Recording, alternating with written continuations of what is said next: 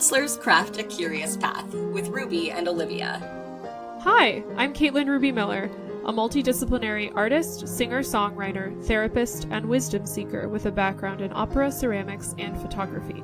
And I'm Olivia Candosia. I'm an actor, theater director, voiceover artist, early childhood educator, and drama therapist.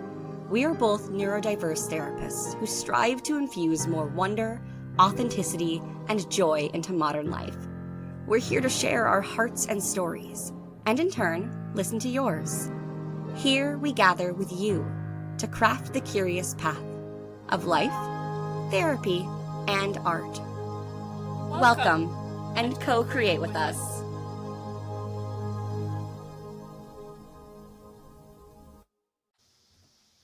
Hello, everybody. Welcome to Counselors Craft a Curious Path. Hi, Caitlin. Woohoo! Hi, Olivia! Welcome to your beautiful kombucha drinking. Yes, it's And your weird thing. face looks so fresh. Thank you. I just took a shower. Yay! We love it. We love the kombucha glow. It's actually, I've been drinking more water and kombucha, and I am noticing the difference. What a Yeah, contrast, right? yeah. Oh man. So today, and I are in the process of launching and filling our Discover Yourself Tarot group, and we were thinking about creating episodes that could help the participants tap into the different archetypes within themselves. So we've done two episodes on the Fool. We've done an episode on the High Priestess, Empress, the Emperor. We haven't done the Hierophant, who's like the priest, male priest. We haven't done the Lovers, and we haven't done the Chariot, and we also haven't done the Magician. So we're gonna try to fill the gap over these next few recordings. And today we were thinking about doing the Magician. So, unless you want to jump into something, I can talk about the meaning of the No, let's talk magician. about the magician. Okay.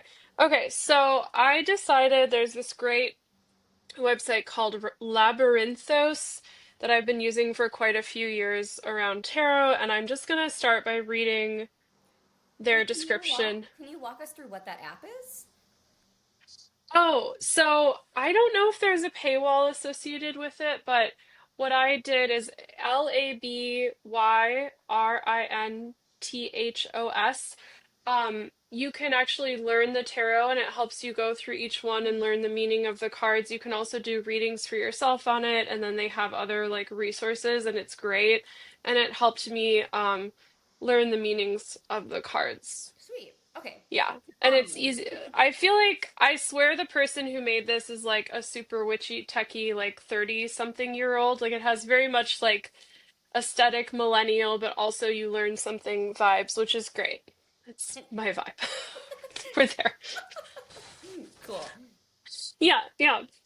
So the magician is the number one card, even though it's the second card, but the card associated with the number one of the major arcana. The major arcana is the part of the tarot deck that has the most archetypal meanings and the part of the deck that Olivia and I are pulling from for our group.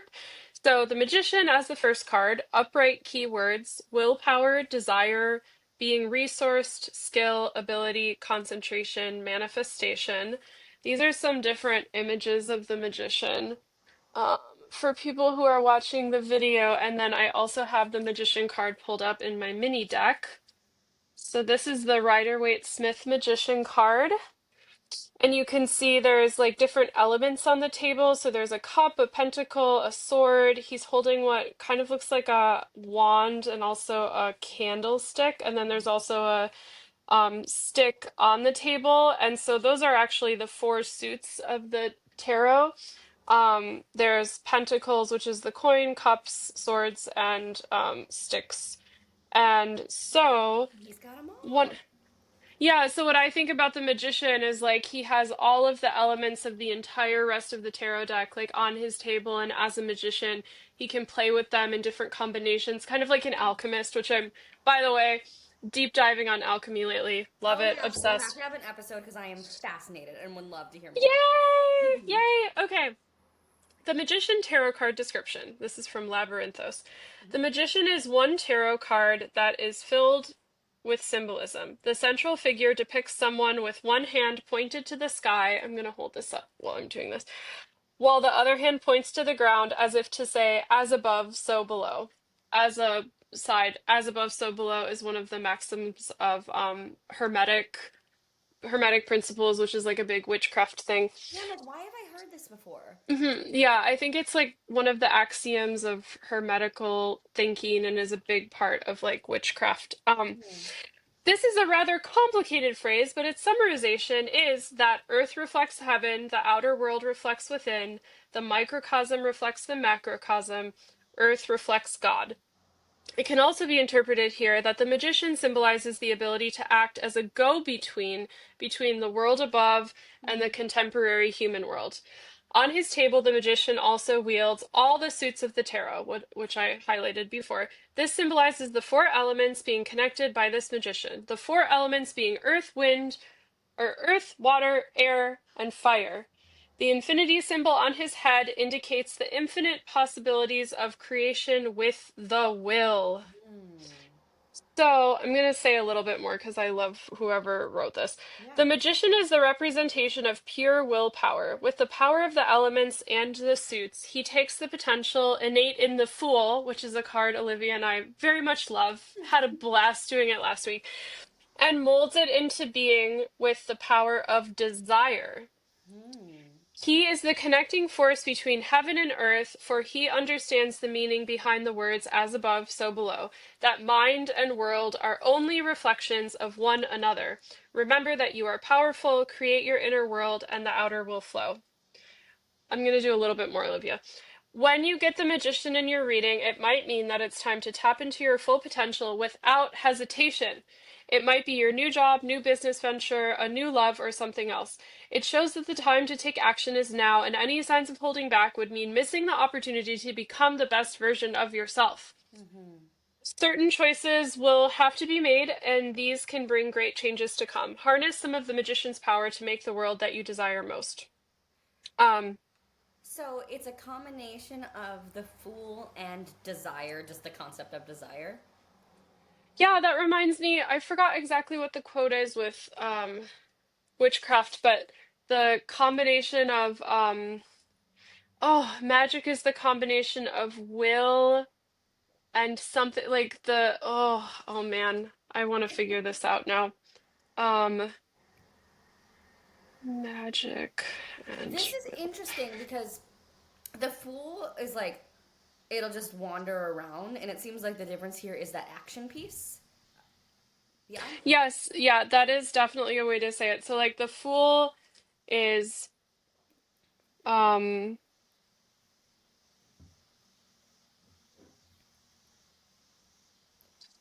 okay. I'm just seeing magic and willpower, and I'm gonna stop and focus on this moment with you. Um, so yeah, the fool is like wandering, jumping off a cliff with a dog kind of playing around. Here, I have it right here. And then the magician has like harnessed more energy and has more desire. Oh, I think it's desire and will together. And then the magician, if you see like his stance, he's Yeah. like ready to cast a spell. And Interesting. the acknowledgement of the power of like all the elements are on the table. Hmm. And so a lot of artists will talk about how the magician is like the artist card. It's what artists really relate to. Like we have all of the symbols of the material world at our fingertips, and what shall we do with them, and what art shall we create with them? Oh man, that makes me think of my identity crisis in my 20s of like, here's all the stuff that you're really passionate about, figure it out. And I felt Yes. more like the fool. Although I was taking action every step of the way, but it felt very foolish in the action Oh yeah. taking. um, Oh yeah. yeah. Yeah. So, are you ready to role play the Yes, I magician would in love me? to Okay. explore the magician in me. Okay. And I'm just gonna, for listeners who maybe have not heard the other Mhm. episode, the idea that Olivia and I are experimenting with is similar to internal family systems. There's a part of me, Caitlin, and a part of us all, but in this episode, there's a part of me, Caitlin, that embodies the archetype of the magician. So when Olivia is interviewing me as the magician, I'm not just the magician, I am the magician in Caitlin. And so because we're using that framework, we can have much more powerful like insights into ourselves and what we want to do with our life because we are playing the magician in ourselves. We're not just playing the magician out in the collective Generic unconscious. version, yeah. By Yeah. with personalizing it, it becomes more effective. Yep. Yep. Yeah. Awesome. All right. Magician in Caitlin. Would you like to give yourself a name? Hmm.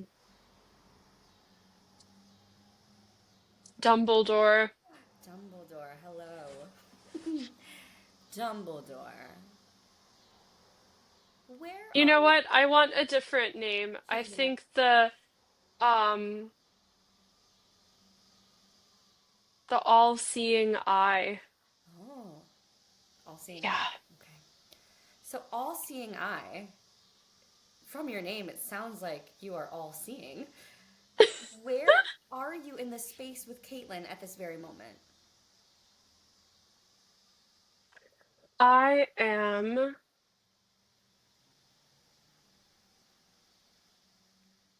I'm standing behind the iPad and looking at her, and Mm. um she's kind of uncomfortable with me being right there because I'm so powerful and I'm trying to encourage her, just like, let me be here with you. Caitlin, you are a powerful witch, Mm. and it is time to just own it. It's Mm. happening right now with Olivia, and you are safe to do this with me. How long have you been that present? Because that sounds pretty intense present. Is this a new thing where you've been this much at the forefront for her? No, no. No. It was, I think about 7 years ago, Caitlin had a boss who told her that she was a witch, and she was just flabbergasted and almost disgusted by the idea, and it felt very, I wouldn't say disgust. She was overwhelmed and caught off guard Okay. by being called a witch. And I, as the magician, I'm considering myself one of the major parts of her that exemplifies her identity of being a witch. Mm-hmm. And so she kind of ran away from it, and she's been into tarot for quite a long time, but the idea of magic was scarier for her. I think that she's afraid of being viewed as crazy or too alternative to like family members, to not so much friends, definitely family and like the public at large. Sure. But yeah, It sounds like you are very magic based. yes. I Yeah. are there other parts of you, the magician, the all-seeing eye, that Mm. exist beyond the magic, or is it mainly that magic part that?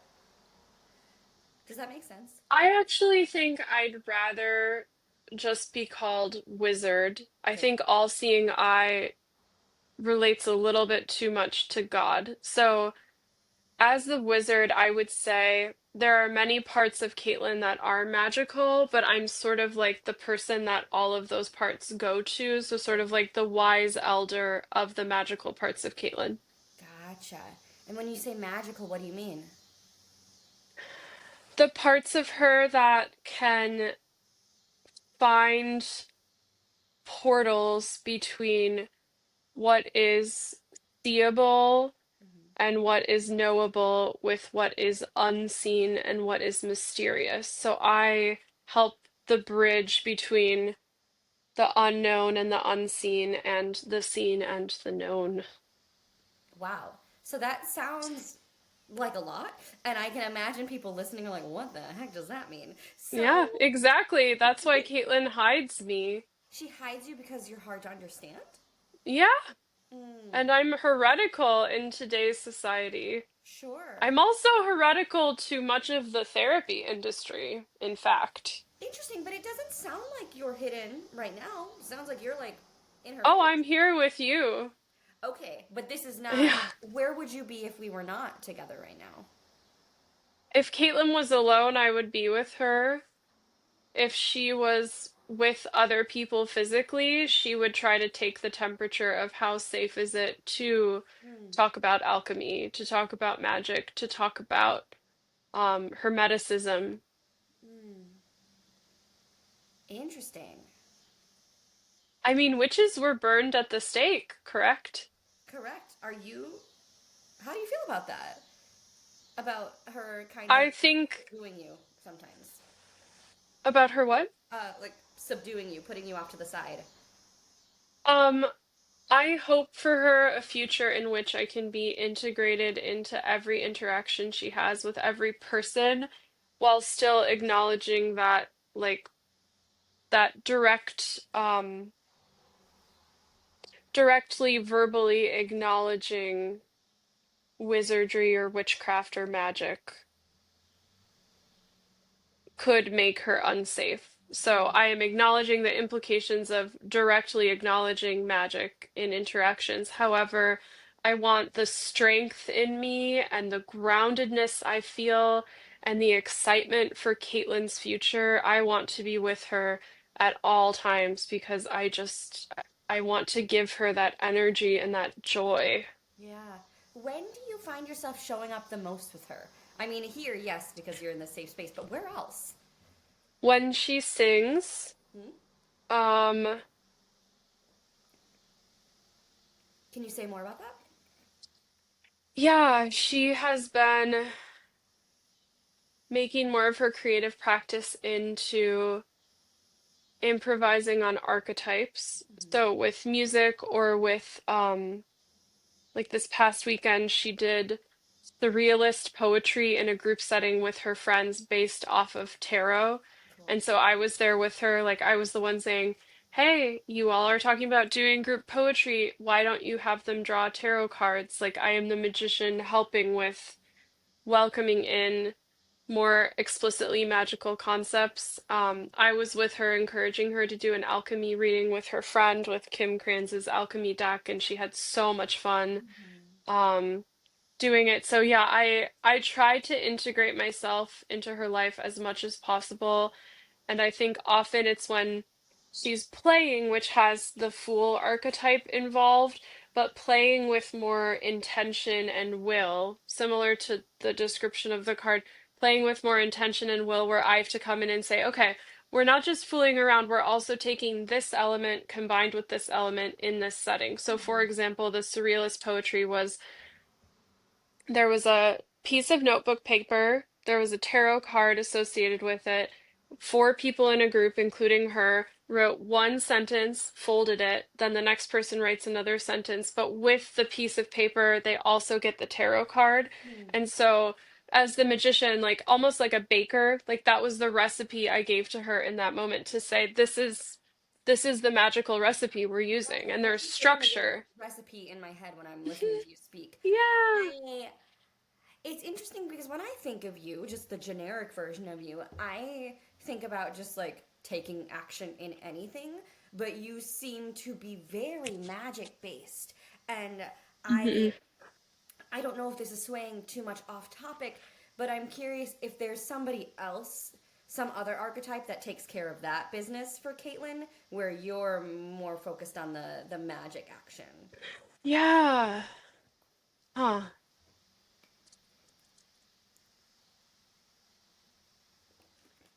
So your question is there an archetype in Caitlin that Yeah. helps with sort of implementation, doing? Yes, because Caitlin to me is a very action oriented human.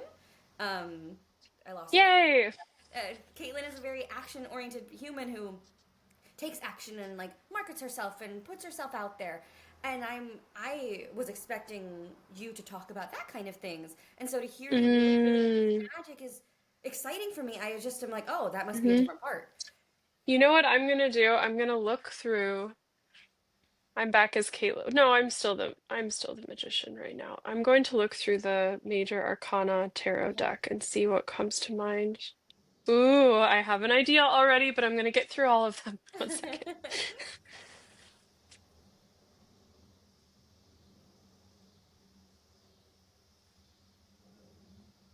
Hmm. Hmm. Okay.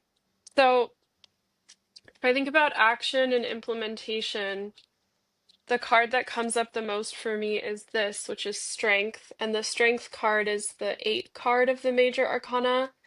And she is, the idea behind that is like the lion at the bottom of it. Caitlin, the lion is action and putting herself out there, and the woman is interacting with action and power all the time. And essentially, if Caitlin's life was um, a furnace from wood and fire, the strength card would be the card putting the wood into the fire. And so I might be lighting the fire, but the strength card is the one just like pushing and pushing. And a couple of other cards that come up with archetypes is the Wheel of Fortune card, which is all about like you're just moving around and whatever fate has for you. And this is a very movement-based card. So I think some of Caitlin's, like when you're talking about putting herself out there, it's just like, this is fate. I'm gonna sprinkle some energy into the winds of fate. You know, And then the other card that Caitlin loves and relates to a lot is the star.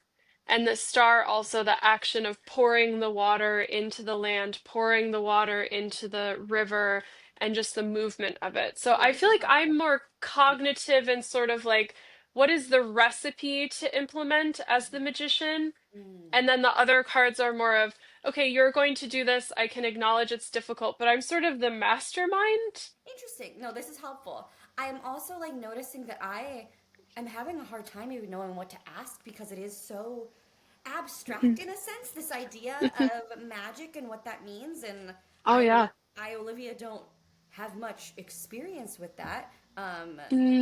And so there Mm-hmm. is this like, it's almost mirroring probably what she goes through every day of like not knowing how to communicate with people because they don't know or they're gonna judge it or they're just confused. And Hmm. I I don't feel like, oh my God, this is so dumb, but I am very much like, I don't even know what to ask you. So what would you encourage people who don't know what to ask and wonder? Yeah, What can we wonder and learn? that's interesting. I think your response to me is exactly, I think this is what you're saying, mirroring Caitlin's ambiguity and how to communicate my presence in her to other people.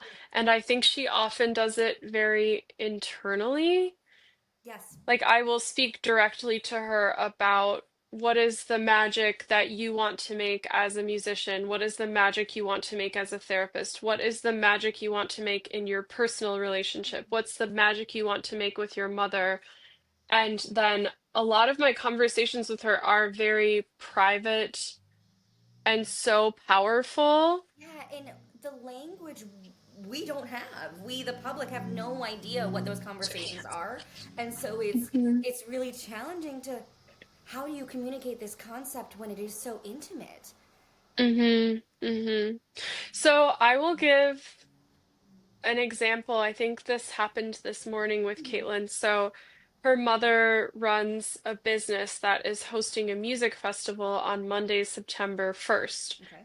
And if it rains the days of music festivals, her mother is screwed essentially for many reasons. And I'm not very fearful, so I'm not going to go down all the reasons why the fear makes sense because I don't think people should live in fear like that. So, but I came on online with Caitlin this morning because the thought of, oh, there are cultures in which praying to have it not rain is actually offering water to an altar Mm-hmm. to essentially give the rain god something that the rain god wants, so the rain god does not rain upon you. So I was showing up for her in, okay, what would a ritual look like around offer some water and like ask the universe, ask God to, oh, some of Caitlin's shame just came up when I said that. Mm-hmm. Ask the I'm gonna keep going and then yeah. Ask the universe, ask God for a brief moment in which it does not rain, which is Okay. just Monday, September 1st. And so I came up in Caitlin as a, hey, Caitlin, maybe there could be some ritual around just having a glass of water near a window and to just say, please don't rain on Beetlefest. And so Yeah. So I'm there.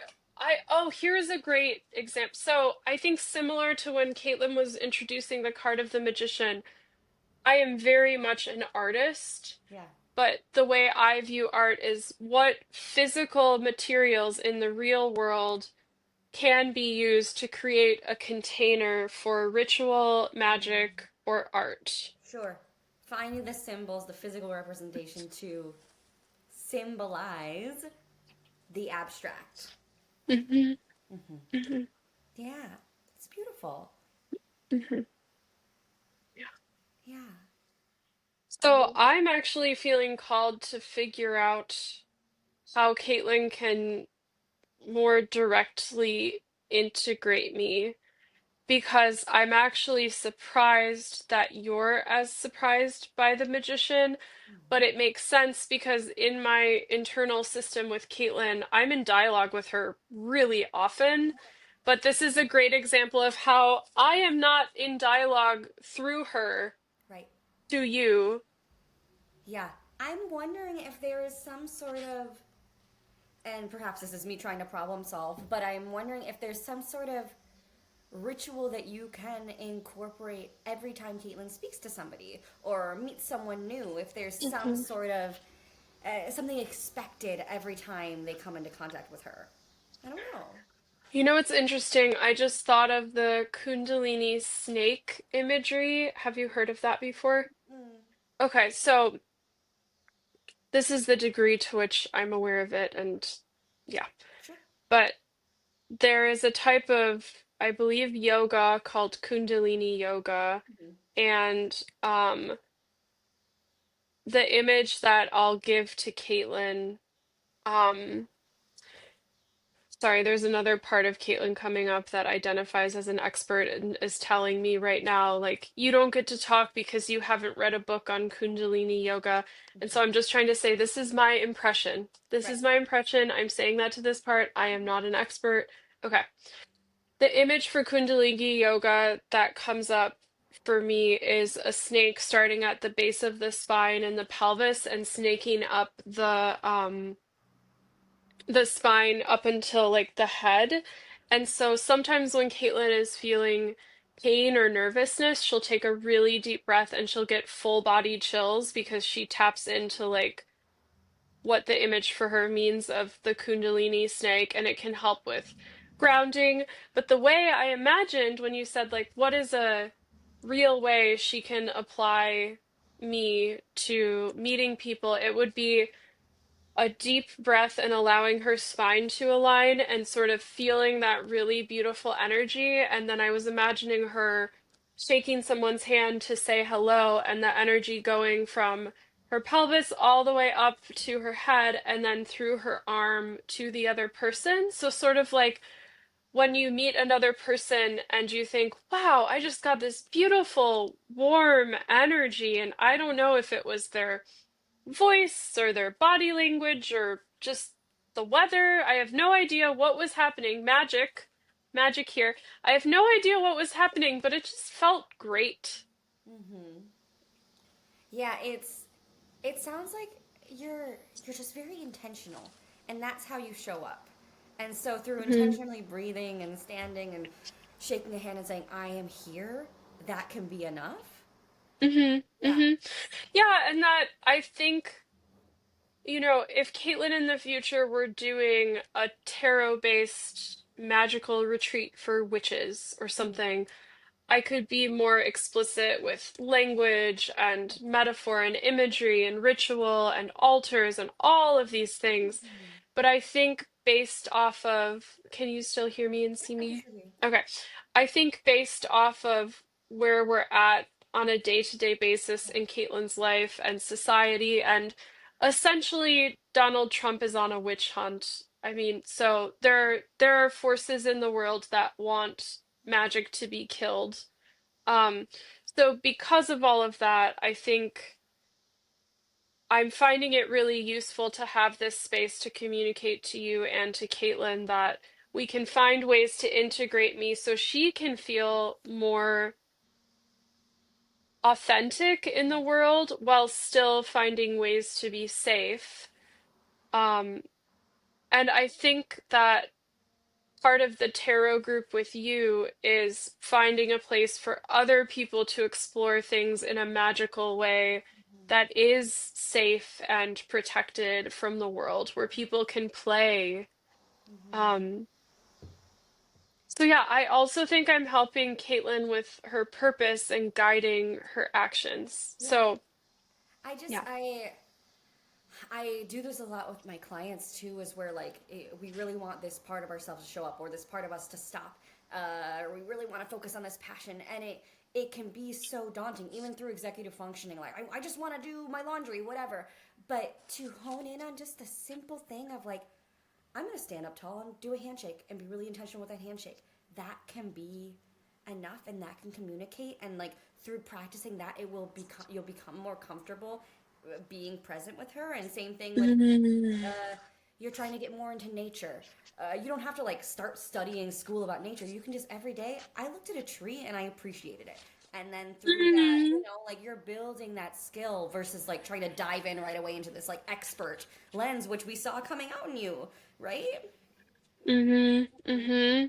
Yeah, I just had an image of executive functioning and magic being very parallel. So Mm-hmm. if a definition of executive functioning is a person has an intention and they make that intention into an action. Mm-hmm.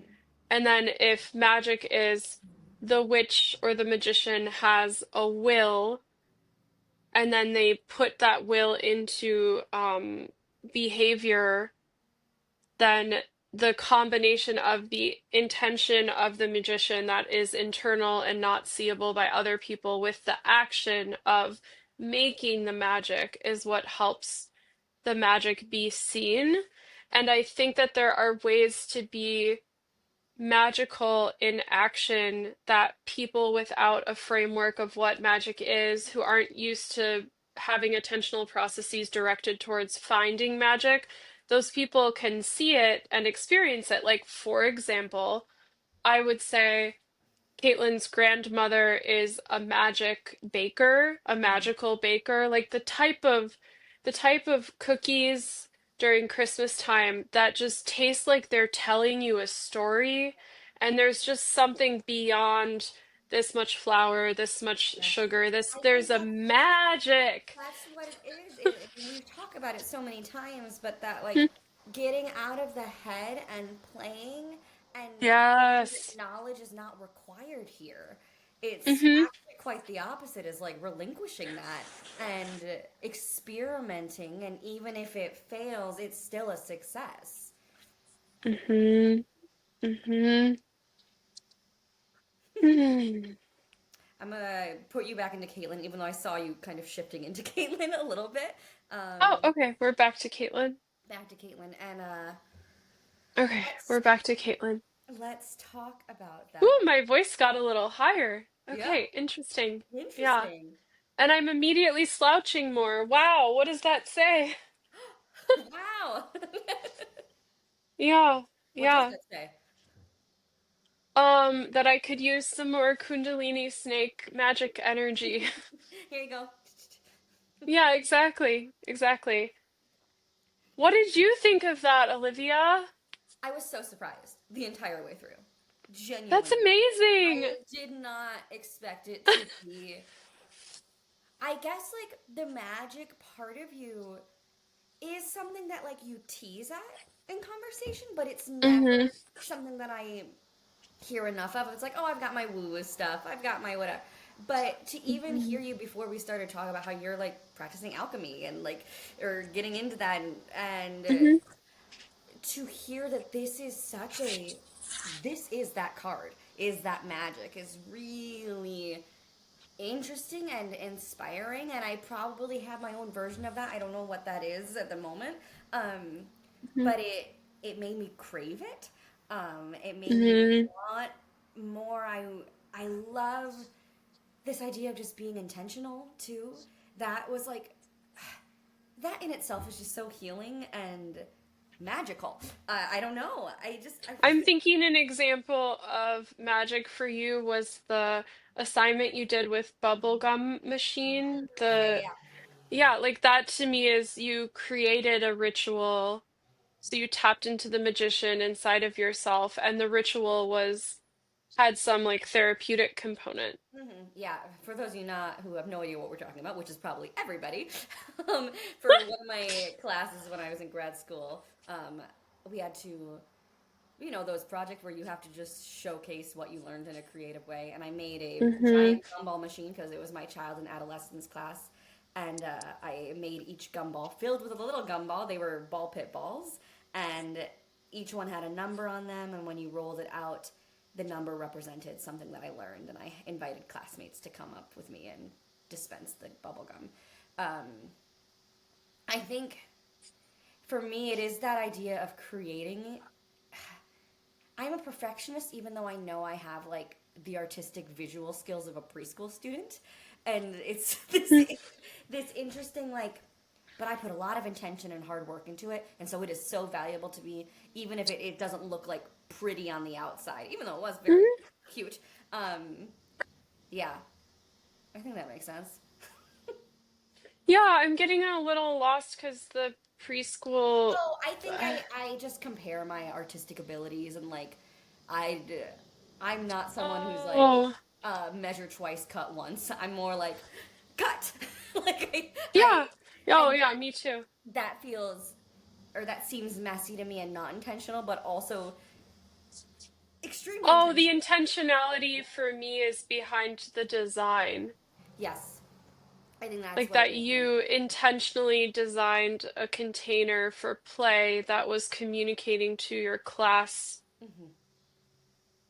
something that would stick with someone a lot more than just saying, this is what I'm trying to say. Like you're creating an experience, and that was sort of what the magician kept saying in the role play is And you know there's an what? intentionality in the physical world that I people can think observe. that is my existence as a person.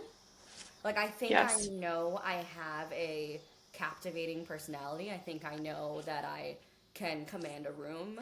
Um, and I can feel it. Like, I genuinely feel when the Yeah. eyes are on me and the energy. And I've gotten a lot better at tapping into it and feeling more comfortable in that this past year, Yeah. especially. Yeah. But I do feel this wild magic in me when I speak. Um, Even in sessions when I don't know what I'm doing, uh, I there is something relinquished in me now where it's like, even if you don't know, like you are a gift. And I think that is why so badly I want to have children because I want to like pass down my magic, if that makes sense. Oh, yeah. Um, Yeah. and And create a magical childhood for yes, them. yes. Yes. Hmm. Yes. Yeah, that's interesting. I would say that the will in your heart to give beautiful therapy, that will is strong enough that your brain can go offline a little bit, and the will manifests into the words you're saying to the client, and it becomes a beautiful experience. Yeah, and it's a genuineness too, right? Like, Oh, and that I think is what makes the difference. Is I'm not thinking about those skills anymore that I have to use. It's more of like I really want to be present with you and hear what you're saying, and yeah, just be here with you. yeah. Hmm. Yeah, So yeah, I feel like my takeaway from the please. role play as Caitlin was finding ways to essentially come out of the closet more as a witch, and I think that your um point about our relationship, which should theoretically be a place that I talk about it even more, is a sign of like, oh yeah, I don't talk. And so I think that tapping into the magician today is helping me with finding language to express magic to other people in many different contexts. I mean, I think there's magic in writing a poem. Um, there's, I was talking to someone recently about a person they just broke up with who won't stop asking to get back together. Like this person has tried now 4 times to get back together with the person in my life. And I told them recently, let's say this person's name is John. I said, you know what? You do not need any justification for why you're not willing to be with John. The whole story could just be the era of John in my life is done, period. Because this person who's a woman, there was a lot of like, well, I broke up with John now for a third time, and this third time I was telling him, well, it's because of this and that. It's like, whoa, we don't need justification. We don't need 100 reasons. Like, the era of John in your life is done, period. You can move on. You don't. So I feel like me saying that to that person in that moment was a sort of spell, like a concise Mm. and, oh, is it Yep, breaking you're up? good. Okay. The era of John is over in your life is a concise way to cast a spell of like, this is just done and it can be done and that's fine. Like, does that does It that make does. It sense? does. Yeah. These words have power that you're saying, and you know that there is power in them. Mm-hmm. Hmm. Mm-hmm. Do you have like mantras or spells that you say out loud? I'm curious if there's. No, I've been working on that though, and it's interesting. Recently someone shared with me a prayer that they do verbally, a verbal prayer that they say out loud every day.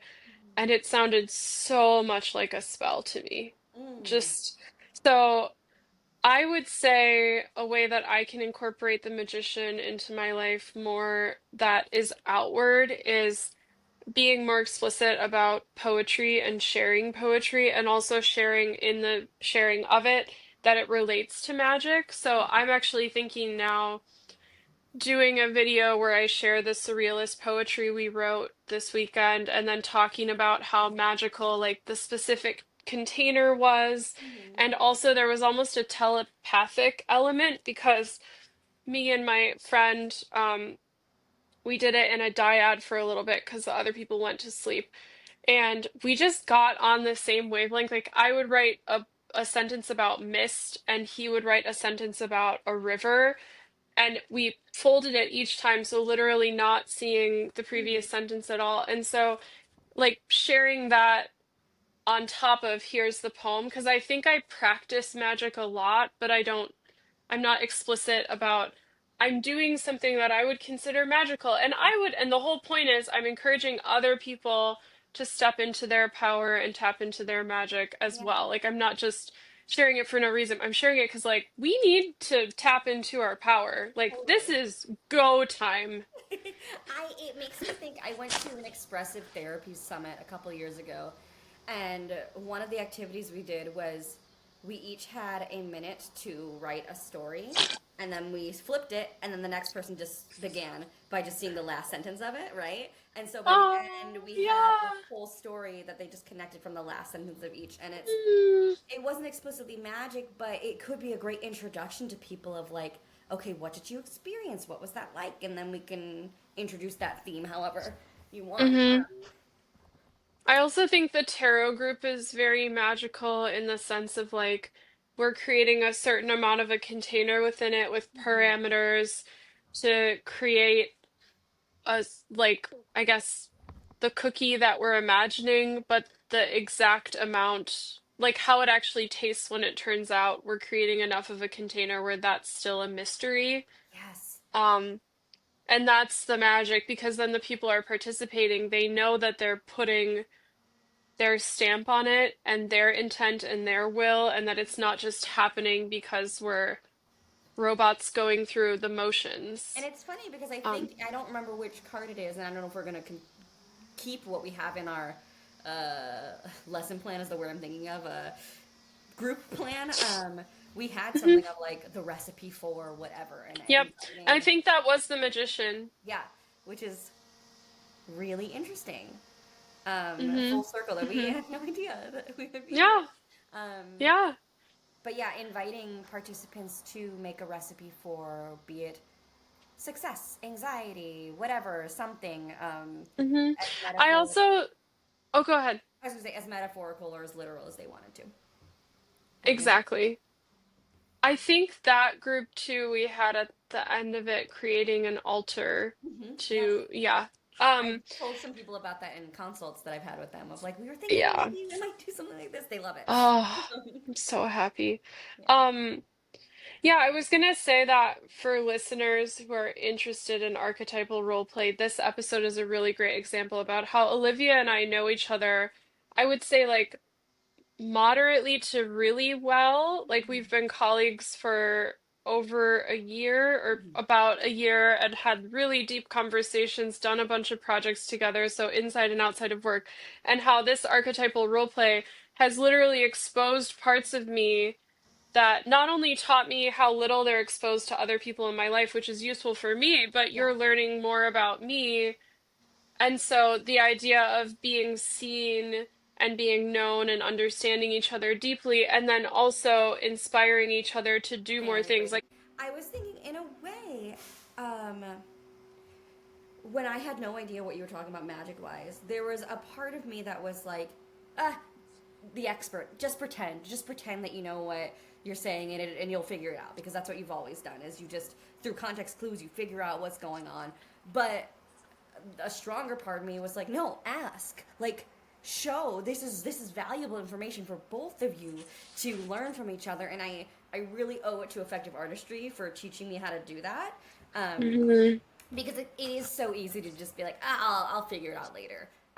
Yeah, and to me, you were mirroring how hidden the magician is in my relationship. So if you were to pretend to follow it all, you would have been denying me the Yes. opportunity to see how hidden he is.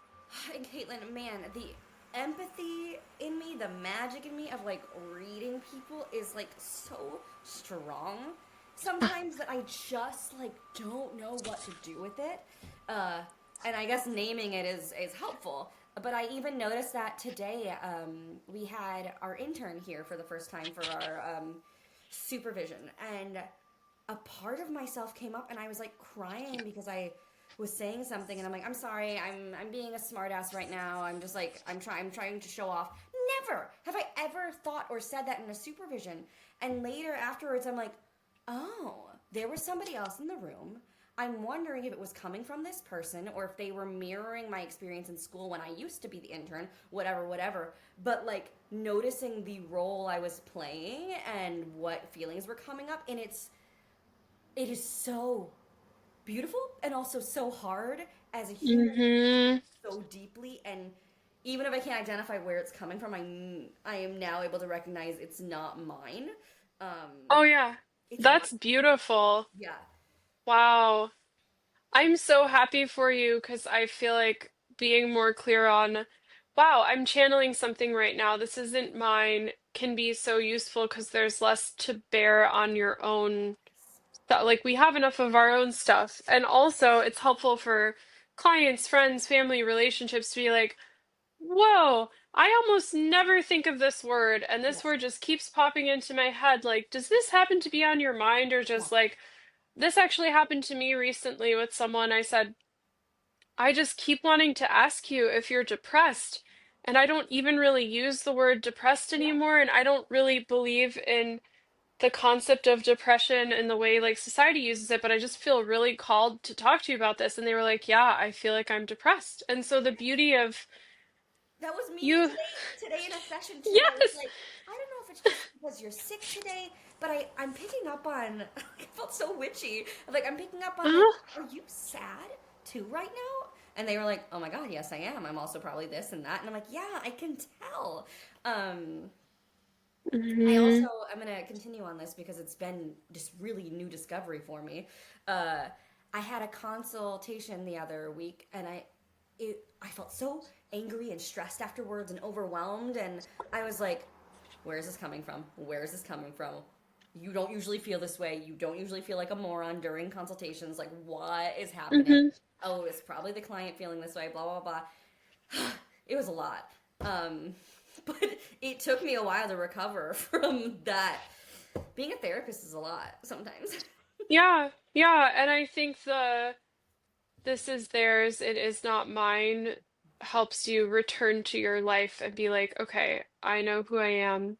for listeners who are interested in trying archetypal role play, this is a good example of how I think without me playing out the magician in myself to you, you wouldn't be learning this about me. I wouldn't be learning this about myself. That like Mhm. the container of tapping into this part led to like a deeper understanding and also an action item for me of like incorporating the magician in my life and to have it be so obvious now that I've talked to you, Yeah. the difference between how connected I am to him internally Mhm. versus how much he